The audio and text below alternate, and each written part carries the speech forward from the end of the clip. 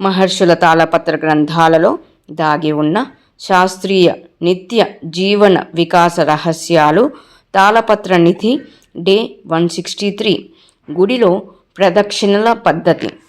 ధ్వజస్తంభం నుంచి మళ్ళీ ధ్వజస్తంభం వరకు చేస్తే ఒక ప్రదక్షిణ అవుతుంది. అలాగే మందిరమైతే ముఖద్వారం వద్ద నుంచి ప్రారంభించి మళ్ళీ మందిర ముఖద్వారం వద్దకు వస్తే ఓ ప్రదక్షిణ పూర్తి అయినట్టు.